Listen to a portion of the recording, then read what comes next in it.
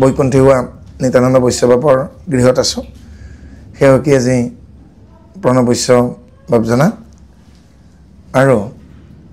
আজি যিহেতু গোটেইখন অসমতেই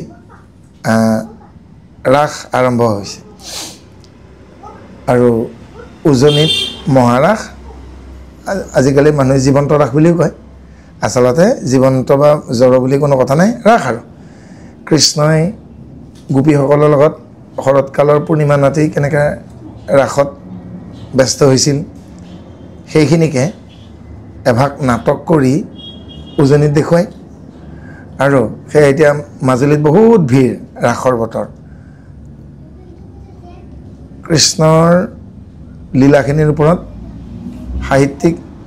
অতুল চন্দ্ৰ হাজৰিকাদেৱে এখন নাট লিখে। সেই নাটখনৰ নাম হ'ল নন্দদুলাল দেই। আৰু সেই নন্দদুলাল নামৰ নাটখনকেই পৰৱৰ্তী কালত আজিৰ পৰা প্ৰায় 70 বছৰ আগতে ৰচনা কৰিছিলে। আৰু সেই নাটখনকে সত্ৰাধিকাৰসকলে অলপ অলংকাৰ দি পেলাই বৰ্তমান মাজুলীত বা উজনি অসমত যিভাগ জীৱন্ত ৰাস কৰে মহাৰাস, সেইখন তৈয়াৰ কৰিছে বিভিন্ন গীতপদ সোমোৱাই দি। আৰু আচলতে সেইখনৰ মূল জকাটো হ'ল কেলিগোপাল নাট, শংকৰদেৱে ৰচনা কৰা কেলিগোপাল নাটখন। কেলিগোপাল নাটখনৰ ওপৰতে ভিত্তি কৰি সাহিত্য আচাৰ্য, আমি সকলোৱে ককা বুলি মাতিছিল, অতুল চন্দ্ৰ হাজৰিকা দেই, তেখেতৰ নাটখন, সেইখনৰ নাম হ'ল নন্দদুলাল। এতিয়া সেই নাটখন এতিয়াও পাণ্ডুলিপিটো লখিমপুৰ জিলাৰ বিহপুৰীয়াৰ বটতি ঘাটৰ জাপজোপ নামঘৰত সংৰক্ষিত হৈ আছে। আৰু হাজৰিকাদেৱে যেনেকৈ ৰচনা কৰিছিল নাটকখন, সেনেকেই হিন্দেৰী নোহোৱাকৈ ধুনীয়াকৈ তাত পৰিৱেশন কৰে। এতিয়া নামনিত কি হ'লগৈ, সেনেকৈ নকৰি নামনিত কি কৰেগৈ, পুতলাৰে দেখায়, পুতলা ৰাস, মৃন্ময় ৰাস। হাউলি, নলবাৰী, বৰপেটা, ধুবুৰী এইবিলাকত পশ্চিমৰ ৱেষ্ট বেংগলৰ প্ৰভাৱটো বেছি। আৰু ৱেষ্ট বেংগলত সেই আমাৰ উজনিত কৰা দি নকৰি পুতলাৰে ৰাসখন কৰে। আৰু পুতলা ৰাসত কৃষ্ণৰ বিভিন্ন সময়ৰ লীলাখিনি মূৰ্তি সজায়, অঘাসুৰবধ, বকাসুৰবধ, সম্বৰাসুৰবধ, ধেনুকাসুৰবধ, হয়নে, ভীম এই হেৰিৰ বকাসুৰৰ যুদ্ধ, আৰু কৃষ্ণই যিবোৰ লীলা কৰিছিল আৰু কিছুমান কৰোৱাইছিল বোলা কথা, সেইখিনি মূৰ্তিৰ দ্বাৰা দেখুৱায় আমাৰ নামনি অসমত। এতিয়া কিন্তু উজনিৰ প্ৰভাৱত নামনিতো ঠায়ে ঠায়ে জীৱন্ত ৰাস কৰা হৈছে। অসমৰ সাংস্কৃতিক সঞ্চালয় ৰবীন্দ্ৰ ভৱনৰ আৰু সাংস্কৃতিক সঞ্চালকৰ উদ্যোগত তেওঁলোকৰ চৰকাৰী যি সাংস্কৃতিক দলটি আছে, তেওঁলোকে ঠায়ে ঠায়ে জীৱন্ত ৰাস পৰিৱেশন কৰে। আৰু শংকৰদেৱ কলাক্ষেত্ৰ, উজনিত মাধৱদেৱ কলাক্ষেত্ৰত ৰাসখিনি হ'বগৈ। আজি আমি গম পাম কৃষ্ণৰ লগত কোনকেইজনী গোপীয়ে নাচিছিল,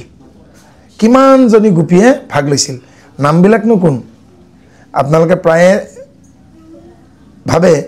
যে ৰাধাৰ লগতহে নাচিছিল নেকি কৃষ্ণ, ৰাধাৰ লগতহে প্ৰেম কৰিছিল নেকি, নাভাবে জানো? এতিয়া ৰাধা নে ৰাধিকা আজি পাব। আজিৰ কথা এইকাৰণে আমি ক'বলগীয়া হৈছে, মূল সংস্কৃত ভাগৱতখনত ৰাধা নামটোৱে নাই। মূল যিখন সংস্কৃত ভাগৱত আমি চাইছোঁ, তাত ৰাধা নামটোৱেই নাই।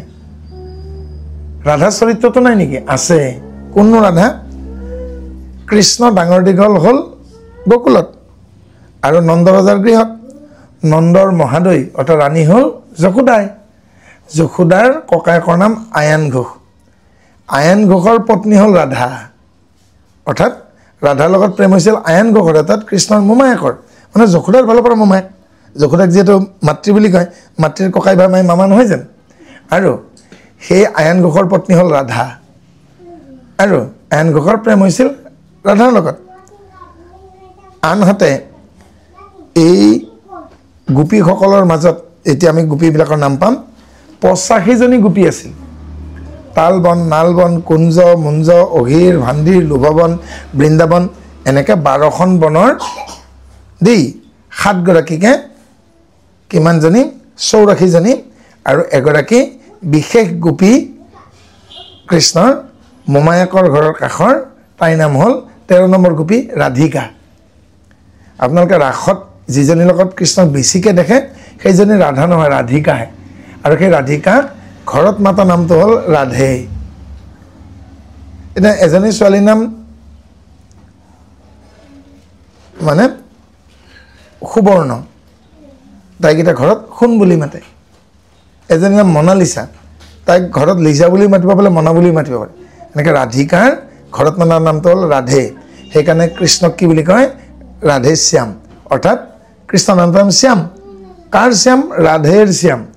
যদি ৰাধাৰ লগত হ'লেহেঁতেন শব্দটো কেনেকুৱা হ'ল ৰাধা শ্যাম হ'লহেঁতেন ৰাধা শ্যাম কয় জানো নকয় নহয় এতিয়া কৃষ্ণ কিন্তু ৰাধে শ্যামহে দেই আৰু আজি সেই গোপীসকলৰ নামবিলাক আপোনালোকে এই অধ্যায়টোত জানিব আমি দশমৰ ৰাসলীলা খণ্ডটোলৈকে আমি আহিছোঁ শুকদেৱেনো এই অধ্যায়টো ৰাসলীলাৰ কথা কিয় পৰীক্ষিত ক'বলগীয়া হ'ল এইকাৰণে ক'বলগীয়া হ'ল পৰীক্ষিতে ডেকা কালতে যেতিয়া আমাৰ বয়সত তেওঁ গৃহ মানে এই শৰীৰ ত্যাগ কৰিবলগীয়া হ'ল তেওঁৰ মনত প্ৰথমতে ভাৱনা এটা আছিল যে মোৰতো আৰু আয়ুস আছিল মইতো আৰু দিন থাকিব পাৰিলোহেঁতেন মোৰতো খাব ল'ব পৃথিৱীত থাকি গ'ল জীৱনটো উপভোগ কৰিবলৈ থাকি গ'ল হয়নে এনেকুৱা ভাৱনা সকলোৱে নাহে নেকি কিন্তু কথাটো কেনেকুৱা মানুহৰ ভোক কেতিয়াও নকমে মানুহৰ ভোক কেতিয়াও নকমে ভোকবিলাক কেতিয়াও নকমে মানে মানুহ আচলতে শান্ত নহয় যিমান দিলেও আৰু লাগে গতিকে পৰীক্ষিতৰ মনত নিষ্কাম ভাৱনা আনিবলৈ শুকদেৱে ৰাসলীলাৰ কথাটো ক'লে সেইকাৰণে ক'লে যে কাম জয় নামেইটো গোবিন্দৰ কেলি এই ৰাসলীলাটো ৰাসৰ অৰ্থটো সেইটো যে কামনাক জয় কৰাৰ কাৰণে এই অধ্যায়টো যিয়ে ভালকৈ পঢ়িব ভালকৈ শুনিব ভালকৈ বুজিব তেওঁলোকে কামনাক জয় কৰিব পাৰিব কৃষ্ণই গোপীসকলৰ লগত অংগ কেলি নহয় কি কৰিছিল অনংগ কেলি সেয়া শাৰীৰিক প্ৰেম নহয় আৰু কোনোবাই যদি ভাবে বোলে কৃষ্ণই আৰু গোপীসকলৰ গাত ধৰি হাতত ধৰি কাণত ধৰি নাকত ধৰি শাৰীৰিক প্ৰেম কৰিছিল সেয়া মিছা কথা সেই ভাৱনাটো ক'ৰ পৰা আহিল মই বাৰে বাৰে কৈছোঁ অসমৰ গীতত নৃত্যত ৰাসত পূজাত বঙলোৱা প্ৰভাৱ পৰিছে অলপ বেংগলৰ খুব প্ৰভাৱ পৰিছে এতিয়া বঙালী যিখন ভাগৱত বঙালী ভাষাত থকা দেৱী ভাগৱত সেই দেৱী ভাগৱতখনত কৃষ্ণক ভুলকৈ অংকন কৰিছে কৃষ্ণক ৰাধাৰ লগত প্ৰেম কৰা দেখুৱাইছে আনকি কৃষ্ণৰ লগত গোপীসকলৰ শাৰীৰিক সম্বন্ধ পৰ্যন্ত বঙালী ভাগৱতখনত দেখুৱাইছে সেইখন পঢ়ি আপোনালোকৰ মূৰ নষ্ট হৈ যাব তাত গোপীবিলাকক নায়িকা বুলি কৈছে অভিসাৰিকা বিপ্ৰলম্ভা কালহান্তৰিতা এনেকুৱাকৈ নাম দিছে তাৰমানে যিবিলাকে খুব অভিমান কৰে তাৰ নাম হৈছে অভিমানিনী বা মানিনী যে খুব কাজিয়া কৰে যিবিলাক গোপী সেইবিলাকক নাম হৈছে কালহান্তৰিতা তাৰমানে কলহ প্ৰিয় দেই যেতিয়াই তেতিয়াই জগ উঠে যে যি টি কৰি দিব পাৰে সেইবিলাকৰ নাম হৈছে বিপ্ৰলম্ভা দেই তাৰপাছত নাম হৈছে অভিসাৰিণী যিবিলাক গোপীহে পূৰ্ণিমাৰ নিশা বগা শাৰী পিন্ধি আহে অমাৱস্যাৰ নিশা কৃষ্ণক লগ কৰিব কলা শাৰী পিন্ধি আহে সেইবিলাকৰ নাম হৈছে অভিসাৰিকা এনেকুৱাকৈ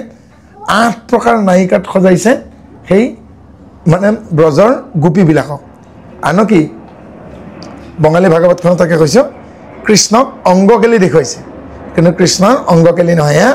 অনংগকেলি আৰু শংকৰদেৱে অনুবাদ কৰোঁতে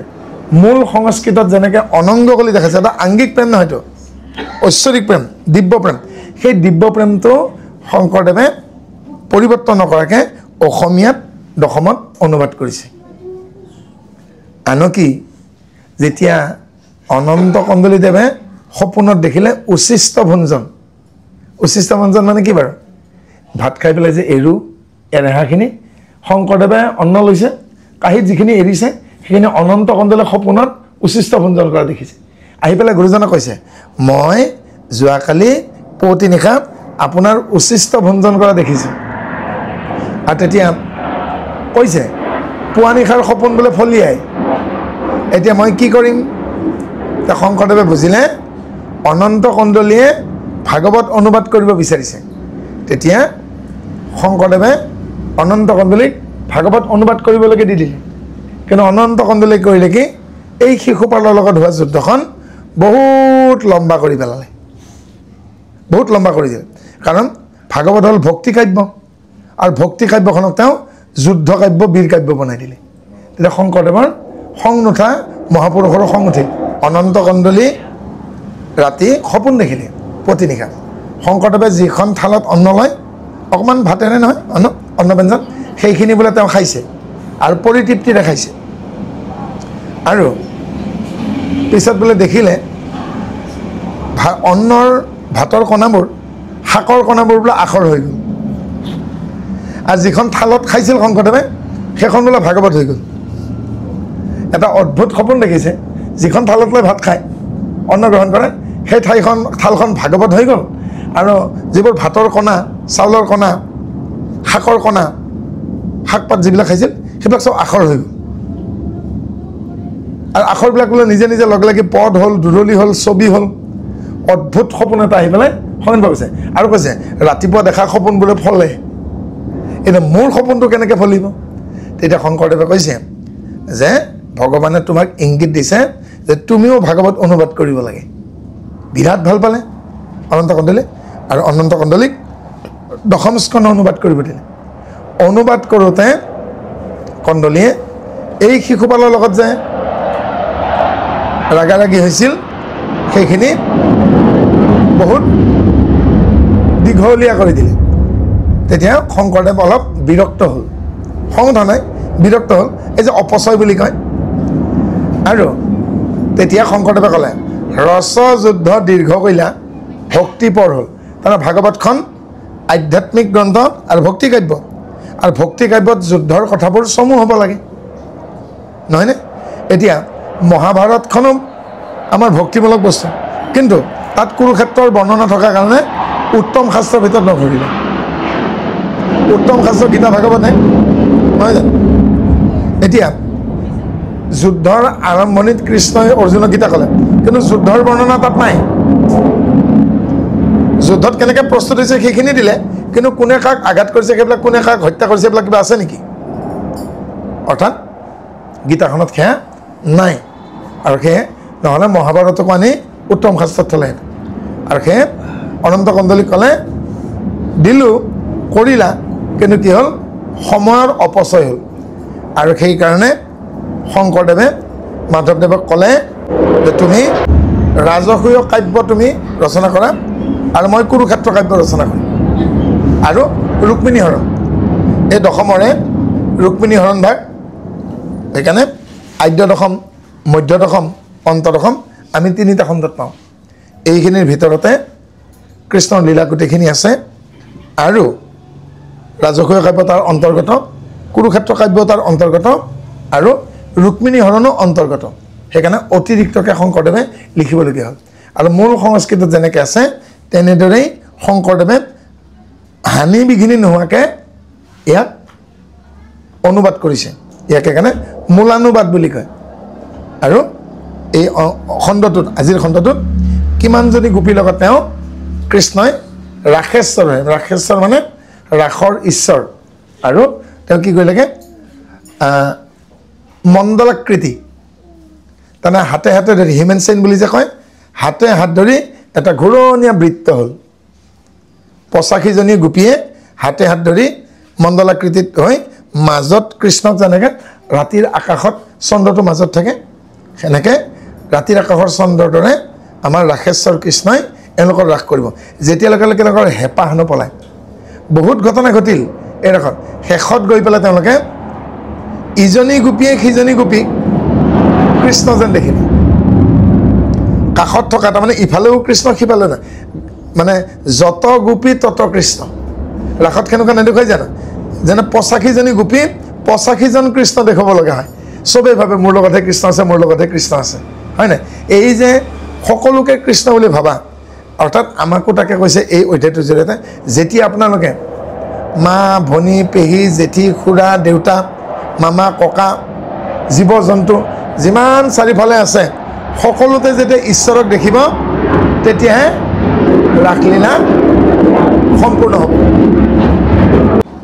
হে পৰীক্ষিত ৰাজাত বদতি সুকম মুনি গোপীৰ কাৰুণ্য কৃপা ময় কৃষ্ণে শুনিম স্নেহে পিৰিলে কনোলাই মুখত বচন হেলুতকে মেলিল দুই কমলোচন তা সম্বাদ প্ৰেম তবি বল হুঁয়াই আতিম হে গাঁৱে গাঁৱে গোপী কপ্ৰ বুন্ত দেন্ত মাতিম নকহে হৃদয় ভক তৰ দেখি দুখম হে পিত বছে সবাৰো মোক চিলায়া মুখ যেতিয়া কংসবধৰ কাৰণে গুচি গৈছিল মথুৰাত আৰু তেতিয়া গোপীবিলাকে ভাবিছিল নাহিবই নেকি আৰু কৃষ্ণ তেতিয়া তেওঁলোকৰ মনত এটা ভাৱনা হৈছিল সেই ভাৱনাটো কি বুলি কয় মাথুৰ বিৰহ আৰু মাথুৰ বিৰহৰ গীত আপোনালোকে ৰাসলীলাত পাব উদ্ধৱক যে সোধে যে কোৱাচোন কোৱা উদ্ধৱ আমাৰ প্ৰাণৰ সখী কেতিয়া ঘূৰি আহিব কহৰে উদ্ধৱ কহ প্ৰাণেৰ বান্ধৱ হয়নে হা পৃষ্ঠক্ৰিয় সখী কবে আৱে অৰ্থাৎ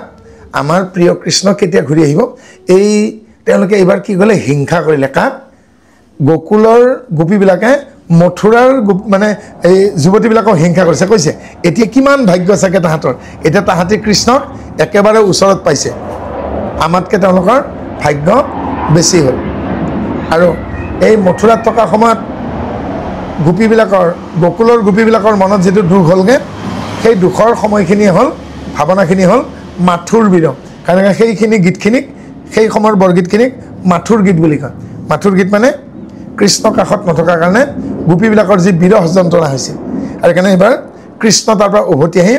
এজনীকৈ গোপীক লগ ধৰি সান্তনা দিছে মই আহিলোঁ এয়া চোৱা সু শৰীৰে চোৱা মোক চুই চোৱা মই সু শৰীৰে তোমালোকৰ মাজত আকৌ আহিছোঁ তোমালোকৰ যে মোৰ প্ৰতি কিমান প্ৰেম মই এতিয়া বুজিছোঁ কৃষ্ণও চলচলীয়া চকুৰে সৈতে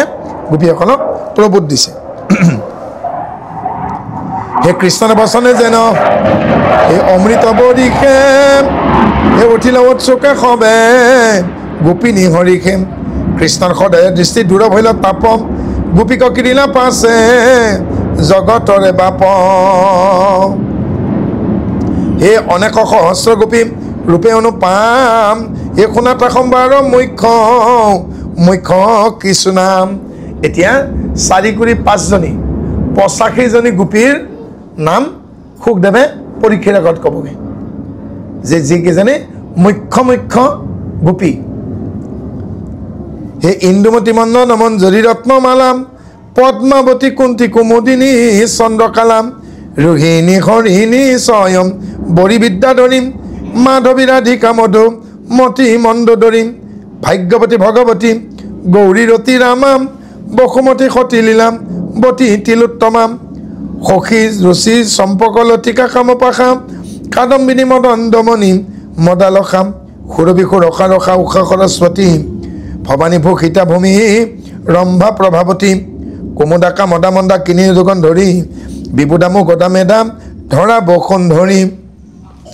অমিৰ জমিৰ জৰাত সবি বসুৰামা কমল লোচনী চান্দ ৰুচি খচি স্বামা সুপ্ৰভা সুভগা সৌভাগ গুণী শুভ চলাম ভূষণা ভীষণা ভ্ৰান্তি ভাৰতী উৎপলাম ইন্দিৰা মন্দিৰা হীৰাম তপতী লনুনীম কামিনী ভামিনী স্বন্ধাম ভূষণা ভৱানী সুপ্ৰভা ভাৰতী ভাগীৰথী ভানুমতী কাঞ্চনমতিনী ভূষমালিনী লীলাৱতী ইষৱ প্ৰমুখ্য গোপম যুৱতী যতে কম কৃষ্ণ কয়া বৰি ৰংগ কৰিলা অনেক আমাৰ গোটেই শৰীৰটোৰ যিবিলাক তেজ আছে এই তেজখিনি কিহে চাফা কৰে বাৰু হৃদপিণ্ডটোৱে আৰু হৃদপিণ্ডটোকে আমি ৰিফাইনাৰীৰ লগত তুলনা কৰিব পাৰোঁ অসমীয়াত শোধনাগাৰ বুলি কয় ৰিফাইনাৰীত সাৰুৱা তেলবিলাক পৰিষ্কাৰ কৰে পৰিষ্কাৰ কৰিলে কি পাওঁ আমি পেট্ৰল মবিল ডিজেল কেৰাচিন এইবোৰ আমি ক'ত পাওঁ ৰিফাইনাৰীৰ পৰা পাওঁ আমাৰ এই যে হাৰ্টটো আছে যাক আমি হৃদপিণ্ড বুলি কওঁ এই হৃদপিণ্ডৰ পৰা ওলাই অহা যিবোৰ নাৰী যিবোৰে ভালতে চাহে তাক আৰ্টাৰী বুলি কয় ৰঙা ৰঙৰ আৰু যিবোৰ নাৰীয়ে হৃদয়লৈকে হৃদপিণ্ডলৈকে বেয়া তেজখিনি লৈ যায় চাফা কৰিবৰ কাৰণে তাক ভেইন বুলি কয় ডক্টৰে কিছুমান ইনজেকশ্যন ভেইনত দিয়ে কিছুমান আৰ্টাৰীত দিয়ে কিছুমান মাংসত দিয়ে কিছুমান মাংসপেশীৰ মাজত দিয়ে কিছুমান ছালত দিয়ে কিছুমান ছালৰ তলত দিয়ে ইনজেকশ্যন একেধৰণে নিদিয়ে পালে বুজি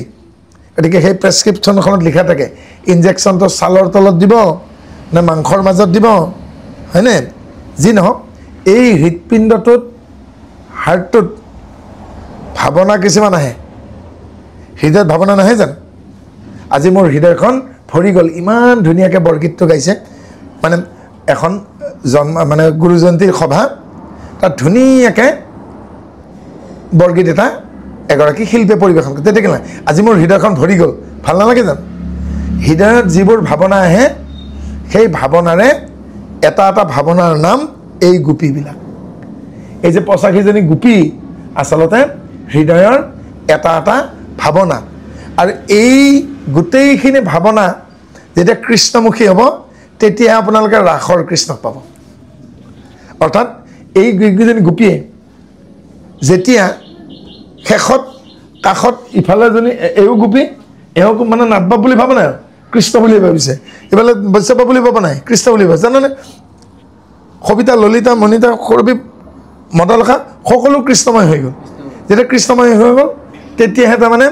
তেওঁলোকৰ জীৱন শান্তি পাইছে। আৰু তেতিয়া পৰীক্ষিতে কি বুজিলে এই ৰাসলীলাৰ অন্তত, হয় গুৰুদেৱ মোক যদি আৰু 1000 বাৰো পৃথিৱীত আহিব দিয়ে তথাপিতো কিজানি মোৰ কামনা চৰিতাৰ্থ শেষ নহ'ব। অৰ্থাৎ মানুহে যদি সামৰি নথয় তেওঁৰ লোভ, সেইকাৰণে ৰসতে নাম থোৱা বুলি কয় নহয়। আমিতো নাম গাই গাই দিন ৰাতি পুৱাই দিব পাৰোঁ, কিন্তু এজনা বা দুজনা কীৰ্তনত আমি কিয় সামৰি দিওঁ? আমি আৰু গাম, তাৰ মাজত আমাৰ বেলেগ কাম আছে নাই জানো? গতিকে সেইকাৰণে কৈছে এই যিকেইটা নাম আছে সেই নামবোৰ এটা এটা ভাৱনা। কিহৰ ভাৱনা? সেয়া আমাৰ হৃদয়ৰ ভাৱনা। এতিয়া আপোনালোকক মই এতিয়া প্ৰমাণটো দিব ওলাইছোঁ। ৰাধা নে ৰাধিকা, আপোনালোকে এতিয়া প্ৰমাণটো পাব। ইন্দুমতী, মদন মঞ্জুৰী, ৰত্নমালা, পদ্মাৱতী, কুন্তী, কুমুদিনী, চন্দ্ৰকলা, ৰোহিণী, হৰিণী, স্বয়ম্ভৰী, বিদ্যাধৰী, মাধৱী, ৰাধিকা, মধুমতী, মণ্ডোদৰী। মানুহ যে ৰাধা ৰাধা কৰি থাকে ভাগৱতত চালেই পাব 13 নম্বৰ গৰাকী গোপীৰ নাম। গোপী কিমান টোটেল? মুঠতে 85জনী। 13 নম্বৰ গোপীজনীৰ নাম ৰাধা নে ৰাধিকা চাই ল'লে হ'ল। কিছুমানে খুব উস্তাদি মাৰি থাকে নহয়, ৰাধা নে ৰাধিকা ভাগৱতত চাই ল'লে হ'ল। ভাগৱতত ৰাধা শব্দটোৱে নাই, অৰ্থাৎ কৃষ্ণৰ প্ৰেম হৈছিল ৰাধিকাৰ লগত। কিন্তু গণ্ডগোলটো ক'ত হ'ল? যেতিয়া কৃষ্ণই অলপ মৰম বেছিকৈ কৰিলে, তাই ভাবিলে যে কৃষ্ণ মোৰ এতিয়া হাতৰ মুঠিত, আৰু এইবাৰ তাই ৰাধিকাই ভাগৰ লগা ভাও জুৰিলে। ভাগৰ লগা ভাও জুৰি পেলাই ক'লে মোৰ এতিয়া ভাগৰ লাগিছে, মোক অকণমান নীলগলৈকে লৈ গ'লক, তাৰমানে অকলশৰীয়াকৈ অলপ গহীন অৰণ্যলৈকে লৈ গ'লক। তেতিয়া কৈছে কি খোজকাঢ়িব পাৰিবানে? বোলে নোৱাৰোঁ। কি কৰিবা? বোলে আপুনি মোক দাঙি নিব। এতিয়া কৃষ্ণই হয়তো ভাবিছিল কোলাতকৈ নিব, তেওঁ ৰাধিকাই ভাবিলে মোক তেওঁ কান্ধতকৈ নিব। এই বুলি ভাবি তেওঁ পিন্ধি থকা কাপোৰ আঁঠুলৈকে দাঙি কৃষ্ণৰ কান্ধৰ ওপৰেদি ভৰিখন পাৰ কৰাই দিব যাওঁতে কৃষ্ণ নোহোৱা হৈ গ'ল। ৰাসত যে ৰাধা নোহোৱা হৈ যায় ঘটনাটো গম পালেনে? কৃষ্ণই ভাবিছিল মৰমতে তাইক ডাংকুলাকে লৈ যাব। কিয় ককায়েকে ভনীয়েকক বিয়াৰ দিনাখন দাঙি নানে জানো মৰমতে, যে খোজকাঢ়ি আহিব নালাগে, এইখিনি মই দাঙি আনিম। কৃষ্ণই ভাবিছিল মই কোলাতকৈ আনিম। ৰাধিকাই ভাবিলে মই কান্ধত যাম, মোক ইমান মৰম কৰে। আৰু এইবাৰ কি গ'লেগৈ অধ্যায়টোত কৈছোঁ অকণমান দূৰলৈকে লৈ যাওক, বাকীবিলাক যেতিয়া গোপী নহয় তাতে মোক আপুনি যিমান মৰম কৰে মৰম কৰিব আৰু। কিন্তু তাই কি ভাবিলে? ওলোটা ভাবিলে, এওঁ মোক কান্ধত নিব। এই বুলি ভাবি আঁঠু মানে কৰঙণলৈকে কাপোৰ কুচাই লৈ ৰাসত চাব দিলে। ভৰিখন পাৰ কৰি দিলেহে এনেকৈ যে চাই কৃষ্ণ নাই। তেতিয়া তাইৰ দুখ লাগি তাই কান্দিব ধৰিলে যে মই বেয়া কাম কৰিলোঁ, মইনো জগতৰ ঈশ্বৰৰ কান্ধত উঠিব ভাবিব লাগেনে? হয়নে? গতিকে কৃষ্ণই আকৌ কিয় কৰিলেগৈ? কৃষ্ণই ভাবিলে মই যদি আজি ৰাধিকাক এই মেখেলাৰে সৈতে যদি কান্ধত লওঁ তেতিয়াহ'লে মোক কি ক'বগৈ? এনেইতো পলৰীয়া বুলি মাতেই। এই যে জৰাখণ্ড শিশুপালৰ ঘৰত পলাই ফুৰা নাছিল জানো, সেইকাৰণে তাৰ ৰণচোৰ বুলি কয়। তাৰমানে যি যুদ্ধ এৰি পলাইছিল সেইকাৰণে তেওঁৰ নাম এটা আছেই যে যুদ্ধৰ পৰা পলায়ন কৰে ৰণচুৰ বুলি মাতে আৰু আজি যদি মই ৰাধিকাক কান্ধত লৈ পেলাই যাওঁ বাকীবিলাক গোপীয়ে দেখা পায় কালিৰ পৰা মোক কি বুলি গাব মেখেলা মাৰি কৃষ্ণই ভাবিছে যে ই মেখেলা পিন্ধা তিৰোতা কান্ধত লৈ মেখেলা মাৰি এই মানে লোক মানে হানিৰ ভয়ত তাৰমানে গালি খোৱাৰ ভয়ত বোলে এনেই মোৰ নাম আছে এই বদনাম সেইকাৰণে তেওঁ কি কৰিলে নোহোৱা হৈ গ'ল তাতে কান্দি কান্দি বাগৰি পৰিল বাকী গোপীবিলাকে এতিয়া এখোজ দুখোজকৈ কৃষ্ণক বিচাৰি ফুৰিছে ক'ত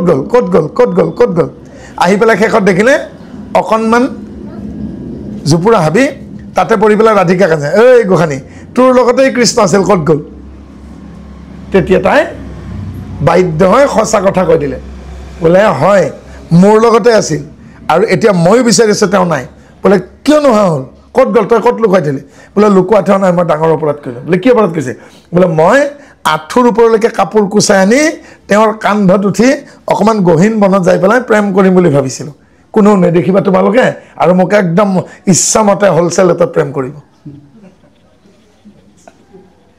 তাৰমানে মনে খোজে ৰাজা হ'ব বিধাতা নিদিয়ে খুজি খাব কৰিলে নে বদমাচি কামটো অৰ্থাৎ সেইকাৰণে কি কয় সীমা চেৰাই যাব নালাগে প্ৰেম কৰ বাকীবিলাকে কৈছেগৈ তই তেওঁৰ কান্ধত উঠিব লাগেনে বাকীবিলাকে কৃষ্ণ কথা কয় তেওঁ কিজানি তোমাক কোলাত লৈ যাব খুজিছিল তোমাক ধৰি নিলেহেঁতেন আৰু কান্ধত উঠিলে তুমি তেওঁ চুলিত ধৰিলেহেঁতেন নাপিতেহে চুলিত ধৰে সেইকাৰণে নোহোৱা হ'ল সেইকাৰণে গোটেই গোপীবিলাকে তেওঁ ক'লে তই যত কোটৰ খায় হয়নে আৰু তোৰ কাৰণে তেতিয়া গোটেই তেওঁক বিচাৰিবলৈ শেষত কৃষ্ণই ধৰা দিয়ে পুৱা ৰাতি আৰু কৃষ্ণই ইচ্ছা কৰি সেই পূৰ্ণিমা ৰাতিটো দীঘল কৰি দিছে যেন ৰাতিটো নোপোৱাবহে আৰু শেষত তেওঁলোকে যেতিয়া যত গোপী তত কৃষ্ণ একদম জাগৰি গ'ল তাৰমানে আৰু নাচিবৰ বল শক্তি নাই আৰু পুৱা ৰাতি তেতিয়া কৈছে পূবে ঢলফাট দিলেই কুকুৰাই ডাক দিলে ব'লা আৰু গোটেইবিলাক যমুনাত নামি গা পা ধুই হয়নে এতিয়া কোনোবাই যদি কাৰোবাক মানে আপোনালোকক কোনোবাই বেয়াকৈ গালি দিয়ে আপোনাৰ মাৰ নামত দেউতাৰ নামত কয় আপোনাৰ খং উঠিব নে নুঠে গাটোত গৰম এটা আহিব নে নাহে তেতিয়া কি কৰিব এসাঁজ লঘোণ দিব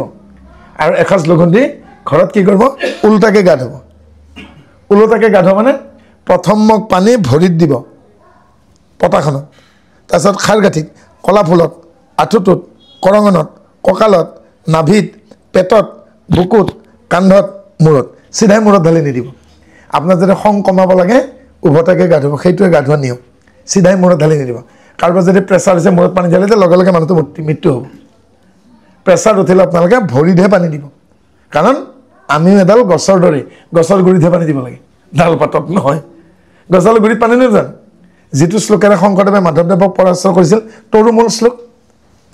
ডালে পাতে সিঞ্চাই যদি মূলত নেদে তথাপিতো তাৰ ডালে পাতে টিপিটি নলয় বৃক্ষৰ মূলত যাবে দিয়ে সকলোখিনি তৃপ্তি হয় এনেকৈ গছৰ গুৰিত পানী দিব লাগে নিজকে এডাল বৃক্ষ বুলি ভাবি আজি নতুন কথা এটা জানিলেনে যে ভৰি গা ধুওঁতে চৰণত প্ৰথমতে পানী দিব লাগে চৰণে বিষ্ণু আজি যিমান আলহী আহিছে গৃহস্থ সেৱকে কি কৰিছেগৈ চৰণত সেৱা কৰিছে মূৰটোত ধৰিতো পানী ঢালি দিয়া নাই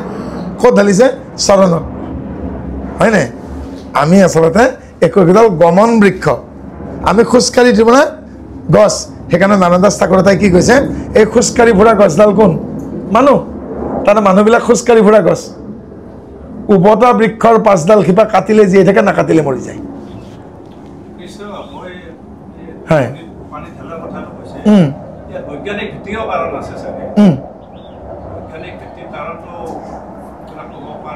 আছে কাৰণ মানুহে মূৰেৰে খোজ নাকাঢ়ে ভৰিৰে খোজ কাঢ়ে দেই এতিয়া ডাঙৰ কথা এষাৰ ক'ম যিবোৰ মানুহে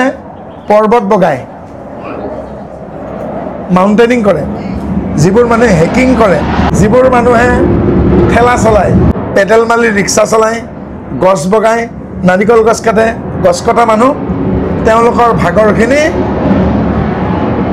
ভৰিৰ কলা ফুলত জমা হৈ থাকে ঘৰত বিয়া দিনটো ঘৰৰ ভিতৰতে চোতালতে বহুত খোজ কাঢ়িবলগীয়া হৈছে দেই গতিকে তেতিয়া কি হ'ব আপোনালোকে গধূলিলৈকে যদি গৰমৰ দিন হয় ঠাণ্ডা পানী ঢালিব লাগিব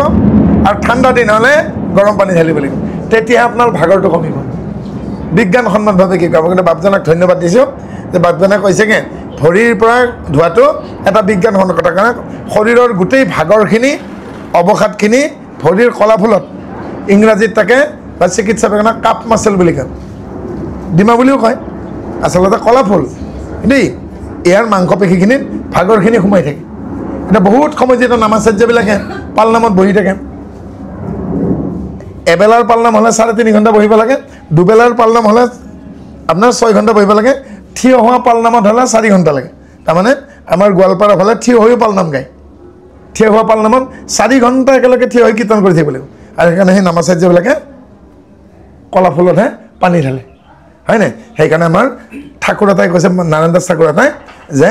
খোজকাঢ়ি পুৰা একোডাল উলতা বৃক্ষ মানুহজনৰ উলতা বৃক্ষৰ 5ডাল শিপা কাটিলে জীয়াই থাকে নাকাটিলে মৰি যায় অৰ্থাৎ পঞ্চ কৰ্মেন্দ্ৰিয় আৰু পঞ্চ জ্ঞানেন্দ্ৰিয় যেন ইয়াৰ ওপৰফালে 5টা ডালপাত আৰু তলফালে 5ডাল শিপা আৰু এই ডালপাতবোৰ যদি মাজে মাজে কাটি নিদিয়ে গছডাল বাগৰি যাব আৰু শিপাবোৰৰ গুৰত যদি মাটি নাথাকে গছডাল বাগৰি যাব এদিকে ধুমুহাত সেইডাল গছ বাগৰি যায় যাৰ শিপাত মাটি নাই তাৰ গুৰিত মাটি নাই আৰু সেইডাল গছ বাজি যাব গুৰিত মাটি থাকিলেও যাৰ ওপৰফালে ভৰটো বেছি হৈছে তাৰমানে ওজনতেই বাগৰি যাব আৰু সেইডাল গছ মাজতে ছিঙি যাব যিডাল ঠৰঙা অৰ্থাৎ যিবোৰ মানুহৰ বা যিবোৰ সন্তানক পিতৃ মাতৃয়ে সংস্কাৰ দিয়া নাই সেইডাল গছ মানে গুৰিত মাটি নথকা গছ লোকাচাৰ দেখাচাৰ সদাচাৰ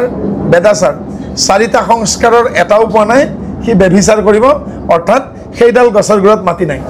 তাৰ ভেটিটো মজবুত নহয় আৰু যাৰ কামনা যাৰ পিতৃ মাতৃৰ পৰা শূন্য তত্ত্বটোৰ প্ৰভাৱ বেছি পৰিছে পিতৃ মাতৃৰ শূন্য তত্ত্বৰ প্ৰভাৱ মানে কাম ক্ৰোধ লোভ মোহ আৰু ভয় যিবিলাক সন্তানৰ কাম ভাৱটো ক্ৰোধ খং বেছি লোভ বেছি মোহ বেছি আৰু ভয়ো বেছি কিছুমান মানুহৰ মস্ত ভয় মানুহবোৰে হয়তো ঘৰটোত নাযায় এই মৃত কাজৰ চিঠিখন দিয়াৰ লগে লগে শ্ৰাদ্ধৰ চিঠিখন দিয়ালে ফালি পেলায় পুৰি পেলায় ভয় তাৰমানে মানে শ্ৰাদ্ধৰ চিঠিখন ঘৰত থ'লেও বোলে বিপদ হ'ব এনেকুৱা ভাৱনা মানুহ আছে কিহৰ কাৰণে হৈছে এওঁলোকৰ পিতৃ মাতৃৰ যিটো শূন্য তত্ত্ব ক্ষিতি অপ তেজ মনোদ্যম পঞ্চৱতী দেহা শূন্য তত্ত্বটোৰ প্ৰভাৱ বেছি হ'লে ল'ৰা ছোৱালীবিলাকৰ ভয় বেছি হয় আগুৱাই যোৱাৰ ভয় নোৱাৰিম নেকি গৈ নাপাম নেকি নাখাম নেকি খালে কিবা হ'ব নেকি মই উঠিব নোৱাৰিম নেকি হয় নাই অৰ্থাৎ কনফিডেন্স লেভেলটো কম পাইছে বুজি এতিয়া সেইবিলাকৰ কি হ'বগৈ সেইজোপা গছ বাগৰি পৰিব শিপাত মাটি আছে সংস্কাৰ দিছে কিন্তু সেই শূন্য তত্ত্বটোৰ প্ৰভাৱ বেছি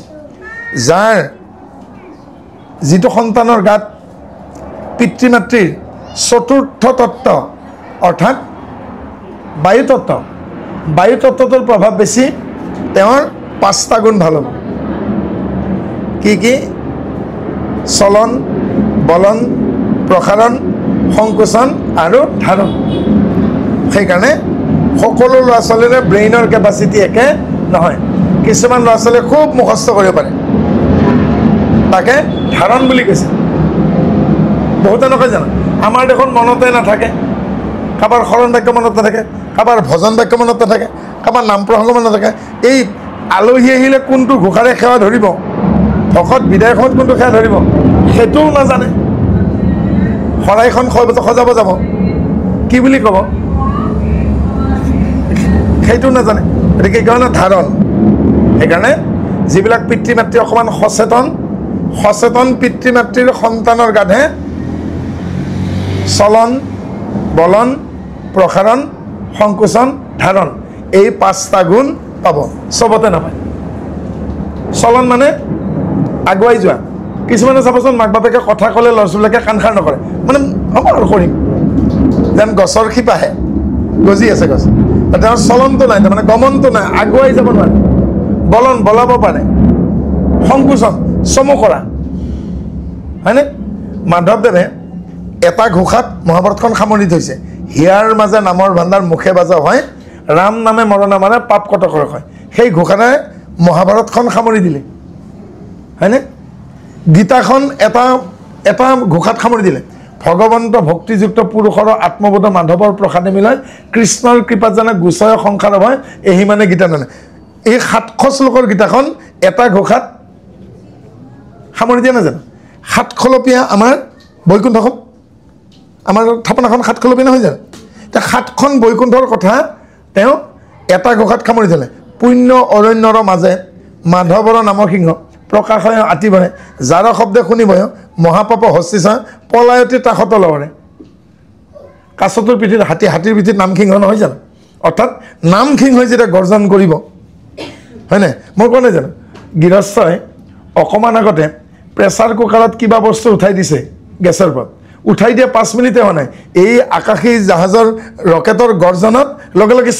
কৰিছে তাকে হুইছেল দিলেই ঢাকনিখন যে খুলি চাইছে চাউল হৈ আছে তাৰমানে এই শব্দ কম্পনত সি সেই গেছ দি পকোৱা কলৰ দৰে সি হুইছেলে দি দিছে ভয়তে তাৰমানে এতিয়া কিছুমান সৰু ল'ৰা ছোৱালীয়ে ডাঙৰে ধমকি দিলে মানে পেচাব কৰি নলয় জানো কাপোৰ ভিজি যায় নহয় ধমকিলে চক খাই যায়গৈ হয় নাই সেনেকুৱা হৈছে গতিকে নাম সিংহই সেই হাতীক বিদাৰণ কৰোঁতে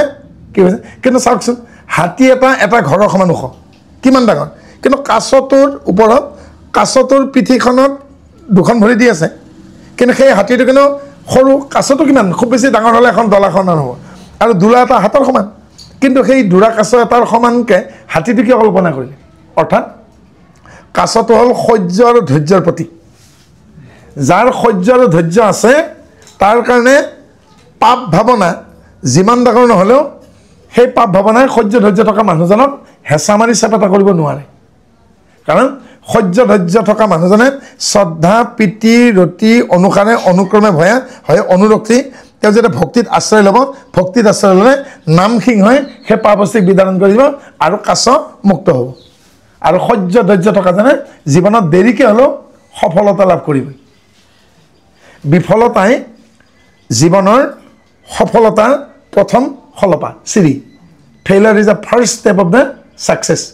কিন্তু আগতে ফৰ্মুলাটো কি আছিল failure is a pillar of success নহয় জানো ব্যৰ্থতাই জীৱনৰ মাইলৰ খুঁটি আছিল আজিকালি ফৰ্মুলাটো সলনি হ'ল ব্যৰ্থতাই জীৱনৰ সফলতাৰ প্ৰথম খলপা যাদৱ নামৰ এজন মানুহে 9 বাৰ হাইস্কুল শিক্ষান্ত পৰীক্ষাত ফেইল কৰিলে আমাতকৈ বয়োজ্যেষ্ঠ যিসকল দাসবাবুতে যাদৱ পাটিগণিত পঢ়িছে 9 বাৰ ফেইল কৰাৰ পিছত প্ৰিন্সিপালে ক'লে অধ্যক্ষই এইবাৰ আৰু শেষ 10 নম্বৰ বাৰ ইয়াৰ পিছত আৰু তোমাক পৰীক্ষা দিবলৈ চান্স দিয়া নহয় আৰু তুমি কিয় অংকত ফেইল কৰিছা তুমি নিজে ভাবিছা হ'ব চা এইবাৰ যদি পাছ কৰিব নোৱাৰোঁ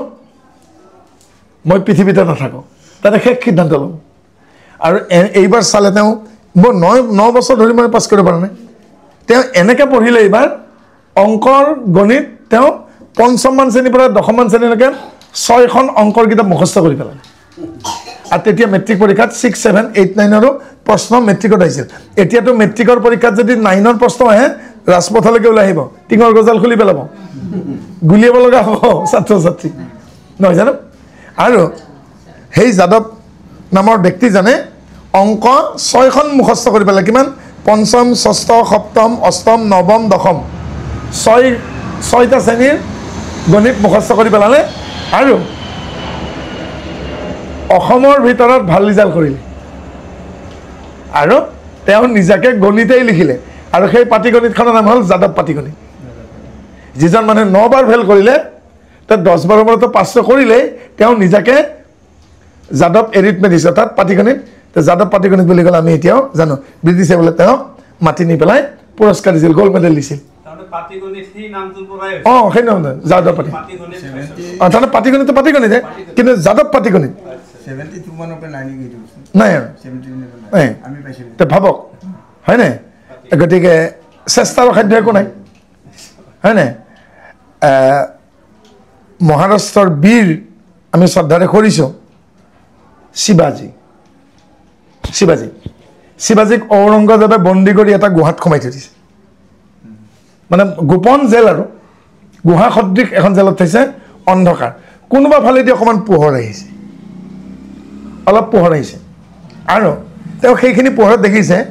এখন বেৰত এটা মকৰাই মকৰা জাল বনাইছে আৰু বাৰে বাৰে খুঁটাডাল ছিঙি যায় বতাহত আকৌ জোৰা দিয়ে আৰু বহুত সময়ৰ মূৰত তেওঁ জালখন বনালে আৰু জালখন বনোৱাৰ পাছত মহ সৰু সৰু পোক আহিছে আৰু সি ভক্ষণ কৰিছে তেতিয়া ভাবিছে 117 বাৰ বোলে জালখন ছিঙি গৈছে শিৱাজীয়ে গন্তি কৰি আছে সেই কৈছে 117 বাৰ চেষ্টা কৰি যদি মকৰাটোৱে জালখন বনাই দিব পাৰে আৰু জালখন বনালেতো তাত চিকাৰ লাগিবই মই কিয় নোৱাৰিম ট্ৰাই এগেইন বাৰে বাৰে চেষ্টা আৰু সকলোকে ফাঁকি দি তাত যিমান চিপাহী চন্তৰী আছিল সবকে হত্যা কৰি পৰাজিত কৰি তেওঁলোকৰ সেই সৈন্যৰ বেখেৰেই তাৰ পৰা ওলাই গৈছে কাপোৰ খৰদৰে ওলাই আনে কিন্তু বীৰৰ দৰে ওলাইছে কাৰণ যিমান শত্ৰু আছিল সেই তাত জেলখনত সবকে তেওঁ হত্যা কৰি ওলাই গৈছে সেইজন আছিল শিৱাজী গতিকে আমাৰ এই বীৰ পুৰুষসকলে আমাক দেখুৱাই দিলে যে চেষ্টাৰ অসাধ্য একো নাই আৰু ব্যৰ্থতাই জীৱনৰ সফলতাৰো কেতিয়াবা চাবিকাঠি হ'ব পাৰে শংকৰদেৱেতো ইউনিভাৰ্চিটিত যোৱা নাই PhD কৰা নাই কিন্তু তেওঁৰ ৰচনা আজি আমেৰিকা ইংলেণ্ডৰ ইউনিভাৰ্চিটিত লাগে ৰঘুনাথ চৌধুৰীয়ে 8মান শ্ৰেণীলৈকে পঢ়িছে কিন্তু তেওঁ লিখা কবিতা ইউনিভাৰ্চিটিত লাগে মাষ্টাৰ ডিগ্ৰীত লাগে তেতিয়াহ'লে গতিকে আজি আমাৰ বৃক্ষৰোপণ কৰা যাদৱ পায়েং বেছি শিক্ষা নাই তেওঁ আনুষ্ঠানিক শিক্ষা নাই ইংৰাজী ক'বও নোৱাৰে কিন্তু গোটেই পৃথিৱীৰ দেশবোৰে তেওঁক মাতি লৈ যায় আমেৰিকা ইংলেণ্ডত যাদৱ পায়েঙৰ বিষয়ে পঢ়ুৱাই পাঠ্যপুথিৰ ছাবজেক্ট হ'ল আৰু তেওঁ অসমীয়াতে ভাষণ দিয়ে গোটেই পৃথিৱী তৰ্জমা কৰা মানুহ আছে গতিকে চাওঁ চেষ্টাৰ অসাধ্য একো নাই আপুনি কি ভাষাৰ কি জাতিৰ কি মানুহ আপুনি পুৰুষ নে মহিলা ডাঙৰ কথা নাই চেষ্টা এৰি দিব নালাগে আৰু কৃষ্ণ প্ৰেমত মতলীয়া হৈ গোপীবিলাকে শেষত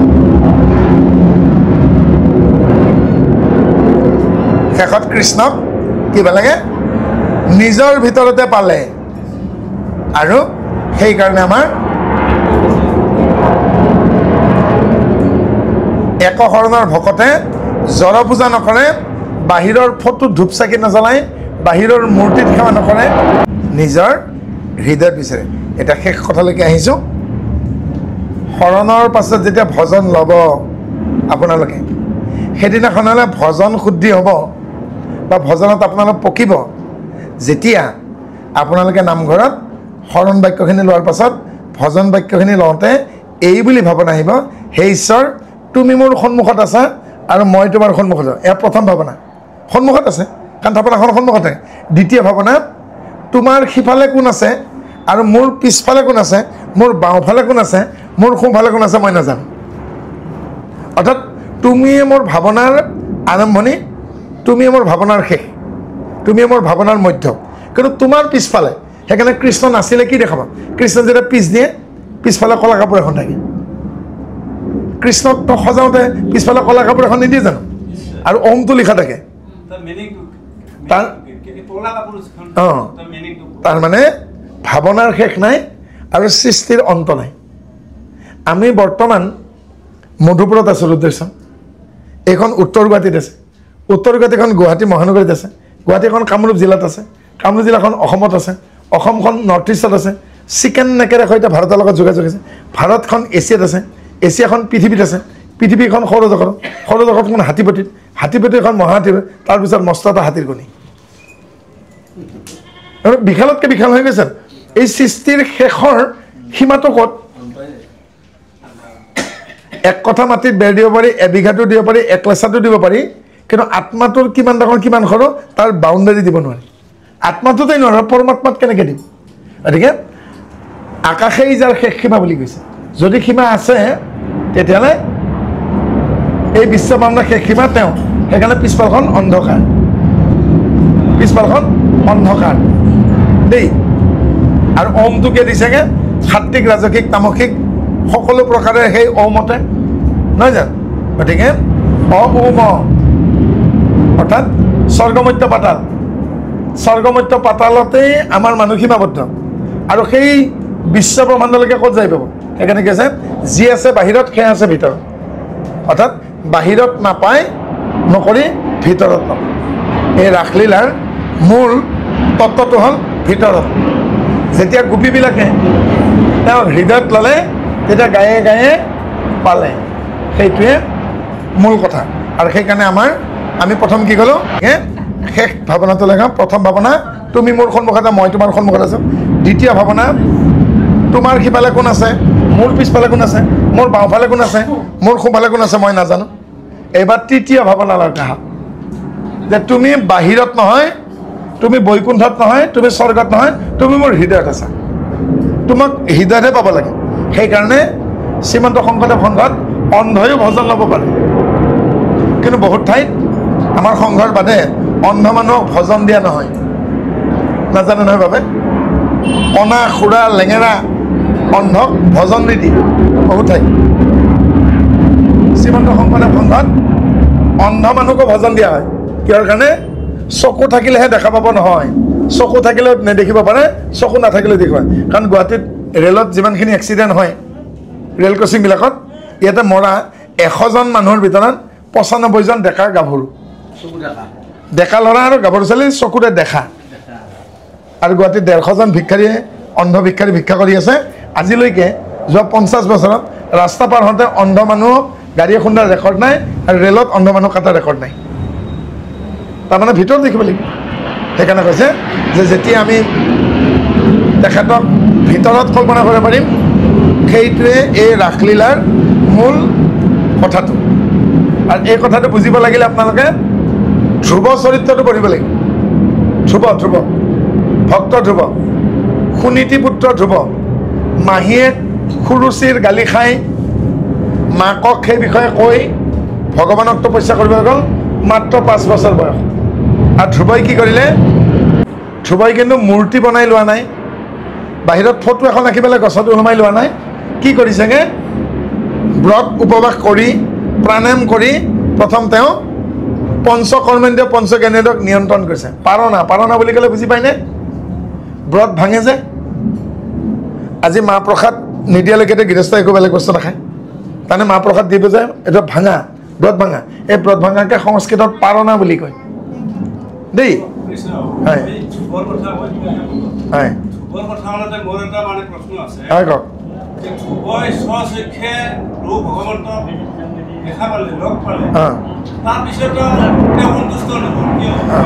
তাকে কৈ আছোঁ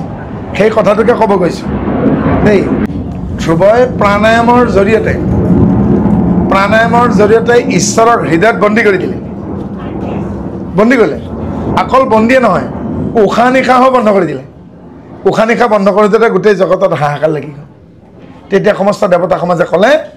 যে আপুনি প্ৰকট হওক আৰু ঈশ্বৰে কি কৰিলে ধ্ৰুৱৰ হৃদয়ত নোহোৱা হৈ গ'ল হৃদয়ত অদৃশ্য হৈ গ'ল হৃদয়ত অদৃশ্য হওঁতে বাধ্যত পৰি ধ্ৰুৱই চকু মেলি দিলে ঈশ্বৰৰ সন্মুখত দেখা পাইছে তেতিয়া ধ্ৰুৱই প্ৰশ্ন কৰিছে থাকিব লাগে মোৰ হৃদয়ত আপুনি বাহিৰত কিয় ধ্ৰুৱৰ প্ৰশ্ন বোলে নহ'লে যে তুমি চকু নেমেলা বোলে আপোনাক চাব লগা হওঁতে মই মায়াত পৰিলোঁ নে আকৌ চকু মেলাৰ লগে মায়াত পৰা নাই জানো আকৌ মনত পৰি গ'ল মই কিয় আহিছিলোঁ মাহীয়ে বেয়াকৈ ক'লে মাহীয়ে কি বুলি কৈছে তই মৰি পেলাই আকৌ মোৰ গৰ্ভত জন্ম লৈ হওঁতে বাপেৰৰ কোলত উঠিব বৰ বেয়াকৈ কৈছে না তই ভগৱানক কবি তোৰ যাতে মৃত্যু হয় যাতে তোৰ বাপেৰৰ ঔৰসত মাহীৰৰ গৰ্ভত স্থিতি হয় আৰু মোৰ সন্তান হৈ জন্ম পালেহে বাপেৰৰ কোলত বোলে নহ'লে কিন্তু খবৰদাৰ কাষতো নাযাবি আহি পেলাই মাকক কৈছে ইমান বেয়াকৈ কৈছে মাহী কি মোক মৰিব দিছে তাৰপিছত কৈছে আকৌ বোলে মই মাহীৰ পেটত জন্ম ল'লেহে বোলে মই দেউতাৰ কোলত বহিব পাৰিম মাকে ভাল কথা কৈছে বাৰু তই মৰিলি তই মাহীৰৰ পেটত জন্ম হ'লি কিন্তু যদি বাপেৰ মৰি থাকে তই কোনটো বাপেৰ কোলত বহিবি তই মৰিলি মোৰ আপত্তি নাই অকণমান দুখ লাগিব হয়তো মই মৰি যাম তোৰ দুখতে বাৰু আকৌ দেউতাৰ ঔৰসত তই মাৰৰ গৰ্ভত আহিলি ঠিক আছে জন্ম হ'ল কিন্তু তোৰ জন্ম হোৱাৰ আগত যদি বাপে মৰি থাকে আগদিনাখন এবাৰ তই কাৰ কোলাত বহিবি গতিকে সেইটোকে তেতিয়া কি ক'লে সেই কথাবিলাকতো মনত পৰি গ'ল যে এতিয়া চকু যে মেলি দিলোঁ মই চকু মেলাৰ কাৰণে মোৰ মায়াৰ কথাবিলাক আকৌ মনত পৰি গ'ল দেখোন এই যে কি কাৰণত তেওঁ ইয়ালৈকে আহিব লগা হ'ল তপস্যা কৰিবলগীয়া হ'ল হয় নাই সেইকাৰণে কৈছে তুমি মোক সন্মুখত দেখা পা মই কিন্তু সন্তুষ্ট নহয় কাৰণ কি মোক মায়ে কৈছে এতিয়া যদি মই জন্ম হওঁ আকৌ মাহীৰ পেটত হয়নে তেতিয়া ঈশ্বৰে ক'লে তুমি আৰু জন্ম হ'বও নালাগে এই জন্মতে শেষ হয়নে কিন্তু এটা কথা মাৰে সঁচা কথাই কৈছে দেউতাৰে আৰু বেছি দিন নাথাকে তুমি ৰজা হ'ব লাগিব হয়নে কিন্তু মই যে এখন ওখ কোলাত বহিবৰ মন তেতিয়া ঈশ্বৰে ক'লে বাপেৰৰ কোলা কি তাতকৈ এনেকুৱা এখন ওখ কোলাত তোমাক বহুৱাম যিখন কোলাত আজিলৈকে কোনো বহিব নাই তৈলোকৰ ওপৰত তাহাংক থৈলে থাপি গুদি কাৰো পুষ্যভাগে দেখি ৰদ্যপি কোৱা নাই জানো গতিকে মাহীয়েকৰ কথাত বিফল হ'ল নেকি সফলেই হ'ল হয়নে গতিকে বাধা দিলে বৃদ্ধি হয় কিন্তু আদাক দেখি উঠিল কা কেতেৰে বোলে মোকে খা দেখাক দেখি সকলো কাম কৰিব লাগে ধ্ৰুৱই ইমান সফলতা লাভ কৰা দেখি মাহীয়েক খুৰুচিয়ে তেওঁৰ পুত্ৰৰ নাম আছিল উত্তম হয়নে উত্তমক পঠিয়াই দিলে আৰু উত্তম যক্ষৰাতৰ মৃত্যু হ'ল গতিকে দেখাক দেখি নহয় বুজি শুনি কৰিব লাগিলে আমাৰ ইয়াত কি ক'লে জানিয়া লৈ লোখৰ গতিকে আজিৰ কথাটো হ'ল ধ্ৰুৱৰ দৰে আপোনালোকে বাহিৰত নহয় তেওঁ এখন ফটো বনাই লোৱা নাই এটা মূৰ্তি আঁকা নাই শিৱলিংগ এটা কৰি লোৱা নাই কি কৰিব লাগে হৃদয়ত চৈতন্য মূৰ্তি আৰু হৃদয়ত চৈতন্য মূৰ্তি যেতিয়া আহি গ'ল গোপীসকলৰ সেই খণ্ডটো শেষ হৈছে আৰু গোপীসকলে কোন আছিল সেই সত্য যুগৰ বালশিলামণি সত্য যুগৰ পৰা আহি তেতা যুগত ৰামৰ সৈন্য হৈ বান্দৰখানা হৈ লংকাৰ যুদ্ধত ভাগ লোৱাৰ পাছত তেওঁলোকে আকৌ দাপৰত গোকুলৰ গোপ গোপী তৃণক্ৰিয়শিলা হৈ মুক্তি পালে এইবিলাক আছিল এই গোপীসকল গোপসকল গৰখীয়াবিলাক সমস্তখিনি সেই সত্য যুগৰ কি আছিল তেওঁলোকে বাল্যশিলামণি তেওঁলোকে ক্ৰুতু আৰু ক্ৰিয়াৰ সন্তান কৰ্দম আৰু দেৱহতীৰ এজনী ছোৱালীৰ নাম ক্ৰিয়া আৰু ক্ৰিয়া নামৰ দেৱীগৰাকীক বিয়া কৰাইছিল ক্ৰুতু নামৰ সপ্তৰ্ষিৰ এজনে আৰু তেওঁ পাছত প্ৰজাপতি হয়গৈ আৰু তেওঁলোকৰ সংখ্যা সন্তান বহুত বেছি সিমান বেছি নহয় মাত্ৰ 60,000 অৰ্থাৎ বালশিলামণি 60,000 আছিল কিন্তু তেওঁলোক এবেগ এতিয়া তাৰমানে 8 ইঞ্চি আজিৰ তাৰিখত 4 আঙুল নহয় জানো 4 আঙুল চাঙুল আহি 8 আঙুল ইমানখিনি সৰু আছিল চাপৰ আৰু তেওঁলোকৰ কাৰণে ঈশ্বৰে নামঘৰ বনাব বাধ্য হয় অৰ্থাৎ বালশিলামণিৰ উদ্ধাৰৰ কাৰণে নামঘৰ সৃষ্টি হয় যাতে ইন্দ্ৰই শতদ্ৰু নদী বেগত বোৱাই দিলে বহুত বালশিলামণি উঠি গ'ল তেতিয়া ঈশ্বৰে নদীখনৰ ওপৰতে সাকু হৈ শুই দিলে সাকু বুলি ভবা নাছিল একেবাৰে শেষৰ বৃদ্ধ ঋষিজনে গম পালে দেখোন ঈশ্বৰ পৰি আছে তেতিয়া ক'লে মই নদীৰ খুঁট সলাই দিম মই যেনেকৈ পৰি আছোঁ সেনেকৈ এটা গৃহ বনোৱা চকুকেইটাই চাকি হ'ল নাকটোৱে আমি যে তামোল পাণ দিওঁ মুখখনত শৰাইখন দিওঁ নাভি য'ত তাতে আজি দেখা পাবে বহি নাম প্ৰসংগ কৰি আৰু বুকুৰ বাওঁফালে মই বহি আছোঁ হৃদয়ৰ ঈশ্বৰৰ বুকুৰ বাওঁফালে বহি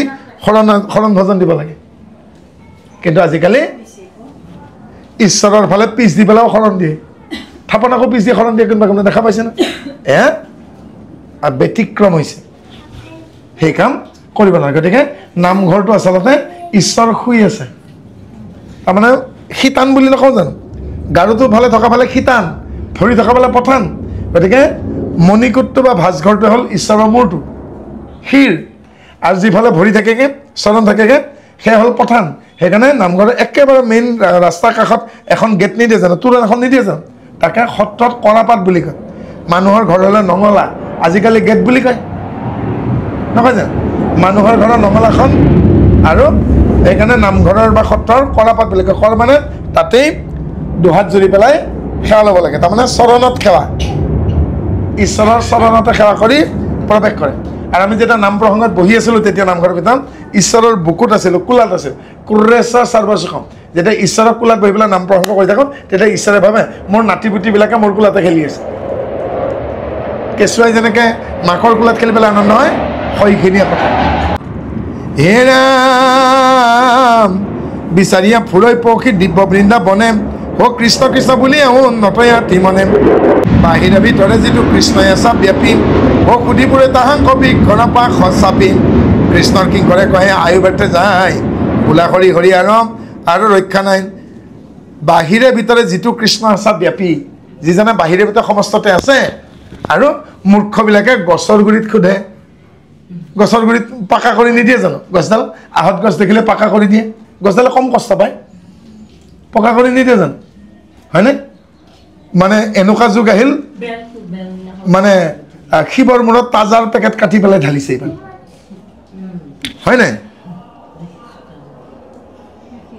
শিৱক যাই পেলাই শিৱ মন্দিৰতে বলি দিছে গৈ দিছে নে নাই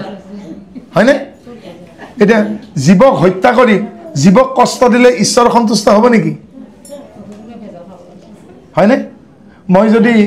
ল'ৰা এটাক এক্সৰ মাৰি পেলাই সুধো তোৰ নাম কি সি ক'ব নেকি কান্দিবহে হয়নে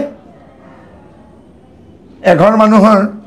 পাকঘৰত সোমাইছোঁ ভুলতে বাবা ইয়ালৈকে আহক তাৰমানে তেওঁ এৰিব পৰা নাই কিবা লাড়ু বনাই আছে আপুনি নিজলৈ পানী খাওক ফিল্টাৰটোৰ পৰা পানী লওঁতে দেখিছোঁ য'ত ভাত ৰান্ধি আছে তাৰে তলতে মিঠাতেলৰ ডাঙৰ টিং এটা 14 লিটাৰ টিং এটাৰ ওপৰত ৰঙা কাপোৰৰ থাপন এখন মেৰিয়াইছে যাৰ ওপৰতে ভাত বনাইছে তাতে ভগৱানৰ মূৰটোতে জুই দি থকা নাই জানো ভাত বনোৱা স্লেবখনৰ তলত তাৰমানে নামঘৰ নাই মই তাকে ভাবি আছোঁ মূৰটো ক'ত ধোৱাই ঈশ্বৰৰ মাথাটোৰ ওপৰতে যদি মূৰটোৰ ওপৰতে জুই দি আছে ঈশ্বৰ ঠাণ্ডা হৈ থাকিব নেকি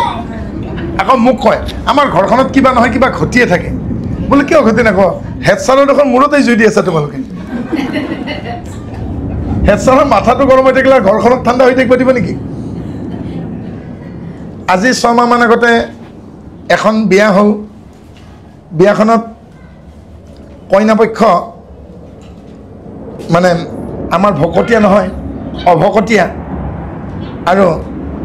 তেওঁলোকৰ মনত এটা আক্ষেপ যে আজি বিয়াখনত হোম নহয় মন্ত্ৰ নহয় আৰু তেওঁলোকক আচলতে আমাৰ এই একখন হৰিনামৰ হোম কিয় নাই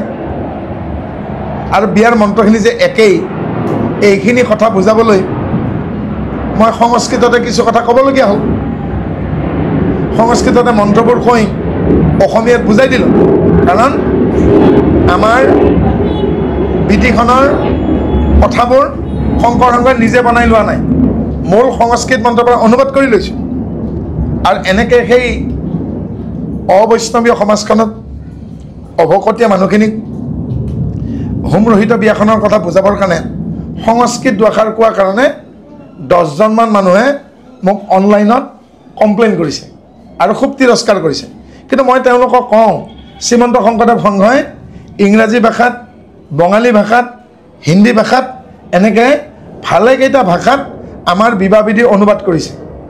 সংস্কৃত আমাৰ ভাৰতৰ পুৰণা মাতৃভাষা সংস্কৃতৰ পৰাই প্ৰাকৃতৰ পৰা অসমীয়া ভাষা ওলাইছে মাগধী প্ৰাকৃত কিন্তু সেইবিলাক মানুহে যিকেইজনে কমপ্লেইন কৰিছে সেইকেইজন মানুহে কিন্তু তেতিয়া আমাক কমপ্লেইন নকৰে যেতিয়া আমি ইংৰাজীত বিয়া চলাওঁ যেতিয়া আমি হিন্দীত বিয়া চলাওঁ যেতিয়া আমি বঙালীত বিয়া চলাওঁ তেতিয়া কিন্তু কমপ্লেইন নকৰে কিন্তু সেই ঠেক মনৰ সেই মানুহখিনি কওঁ সংস্কৃত আমাৰ ভাৰতৰ মাতৃভাষা আৰু পৃথিৱীৰ প্ৰায়বিলাক ভাষা সংস্কৃতৰ পৰা ওলাইছে আজি সংস্কৃত ভাগৱতৰ পৰা অসমীয়াখন ওলাইছে যে সংস্কৃত যদি উচ্চাৰণ কৰোঁতে মোৰ পাপ হৈছে বিয়াখনত যদি সংস্কৃত উচ্চাৰণ কৰোঁতে পাপ হৈছে অপৰাধ হৈছে তেতিয়াহ'লে ভাগৱতৰ সন্মুখত থকা জন্মাদস্য এই যিটো ভাগৱত মাহাত্ম্য আছে তেওঁ কাটি পেলাক শংকৰদেৱে ৰচনা কৰা কীৰ্তনখনত যে কৃষ্ণই বাসুদেৱৰ যে সংস্কৃত শ্লোকটো আছে সেইটো কাটি পেলাক পাৰিবনে তেওঁলোকে কৈছে মই বোলে সংস্কৃত উচ্চাৰণ কৰি অপৰাধ কৰিছোঁ মই যদি বিয়াখনত সংস্কৃত উচ্চাৰণ কৰি অপৰাধ কৰিছোঁ তে কীৰ্তনখন সংস্কৃতৰ লিখোঁতেগে কীৰ্তনখন ৰচনা কৰোঁতে কীৰ্তনৰ প্ৰথম বিধাতে কৃষ্ণই বাসুদেৱ দৈৱকী নন্দন আছে এইটো সংস্কৃতত নাই জানো এইটোতো অসমীয়া সংস্কৃতত আছে হয়নে তে এই মাধৱদেৱে প্ৰথম ঘোষাটো মুক্তিতত্ত্বখা যা মুক্তাবস্পী নামৰ সেই সংস্কৃত শ্লোকটোৰ পৰা অনুবাদ কৰা তে মাধৱদেৱৰো দুখ হৈছে তে শংকৰদেৱে সংস্কৃতৰ পৰা অনুবাদ যেতিয়া শংকৰদেৱৰো দুখ হৈছে হয় নাই তে ইংৰাজীত ক'লে যে দুখ নহয় হিন্দীত ক'লে যে দুখ নহয় বঙালীত ক'লে যে বিয়াখন চালালে যে দুখ নহয় তে সংস্কৃত ইমানেই বেয়া নে সংস্কৃত দেৱভাষা গতিকে তেওঁলোকৰ কাৰণে কওঁ এই শাস্ত্ৰবোৰ চববোৰ সংস্কৃততে আছিল অসমীয়াই বুজিবৰ কাৰণে অসমীয়াত অনুবাদ কৰা হৈছে আৰু আমাৰ বিধিখনো সম্পূৰ্ণ সংস্কৃতত আছিল সংস্কৃতৰ পৰা অসমীয়া মানুহে বুজিবৰ কাৰণে অসমীয়ালৈকে অনুবাদ কৰা হৈছে গতিকে এনে অবান্তৰ কথা কৈ তেওঁলোকে সমাজক বিপথে পৰিচালিত চেষ্টা নকৰে যেন শংকৰদেৱেতো সংস্কৃতত এখন কাব্য লিখিছে ভক্তি ৰত্নাকৰ তে শংকৰদেৱে অপৰাধ কৰিছে নেকি তেতিয়া সেইখন নপঢ়িলে হ'ল মই ভাবোঁ যিহেতু শংকৰদেৱে সংস্কৃত লিখিছে সেইখনো নপঢ়াই ভাল তেওঁ সংস্কৃত মানে সেইটো তেওঁৰ কথা সংস্কৃত বেয়া পায় তেওঁৰ কথা কিন্তু তেওঁ কমপ্লেইন কৰাৰ প্ৰয়োজন নাই নহয় জানো? গতিকে মানুহে এনেকুৱাকৈ আমাৰ ভকতীয়া মানুহে যেতিয়া ভকতৰ বিৰুদ্ধে ভকতীয়া কথা নাজানি এনেকৈ কমপ্লেইন কৰিব, বাকীবিলাকৰ কি অৱস্থা হ'ব? ইয়াতে কি কৈছে, যেনেকৈ বুদ্ধি নথকা মানুহবিলাকে ঈশ্বৰ বাহিৰত আছে বুলি গছৰ গুৰিত শিলৰ ওচৰত ফটোখনত বিচাৰি ফুৰিছে, তাতে ঈশ্বৰ নাই। ঈশ্বৰ সেই ব্যক্তিজনৰ হৃদয়তেই আছে। আৰু নাম আছে বুলি বৈকুণ্ঠলৈ গ'লোঁ, বিচাৰি বিচাৰি নাম হৃদয়তে পালোঁ। এজন দৃষ্টিহীন ব্যক্তিয়ে মোক সুধিছে 5 বছৰ, বাপজন শৰণ লোৱা 30 বছৰ হ'ল, ভজন ল'ব পাৰিমনে? মই কিন্তু চকুৰে নেদেখোঁ। বোলে পাৰিব, কাৰণ ঈশ্বৰক এই খালী চকুৰে নেদেখে, কপালত থকা চকুৰে নেদেখে, কিহেৰে দেখে? বোলে অন্তৰ্দৃষ্টিৰে দেখে। সেইকাৰণে কলা বোবা অন্ধ বুলি কোনো কথা নাই, তেওঁলোকেও ভজনীয় হ'ব পাৰিব, নাম অঞ্জনী হ'ব পাৰিব। গতিকে শেষ কথা, বাহিৰত নিবিচাৰি নিজৰ হৃদয়ত বিচাৰক, জীৱনটো ধন্য কৰক। এই শাৰীৰে যেনেকৈ গোপীবিলাকে প্ৰথমতে বাহিৰত বিচাৰে, গছডাল কৰে, হে বৃক্ষ তুমি দেখিছানে কৃষ্ণ ইফালে যাওক, হে পক্ষী তুমি দেখিছানে ইফালে যে, চৰাইটো দেখা নাই, গছডালো ক'ব নোৱাৰে কৃষ্ণ কোনফালে গ'ল। পৰাহেঁতেন কৈ দিলেহেঁতেন, চৰাইটোৱে পৰাহেঁতেন কৈ দিলে গছডালে তোমাৰ হৃদয়তে আছে। কাছতে যেনেকৈ শিয়ালটো কৈছে, চকু থাকোঁতে নহ'বা কণা, খাব খোজা যদি তিয়াই আনা।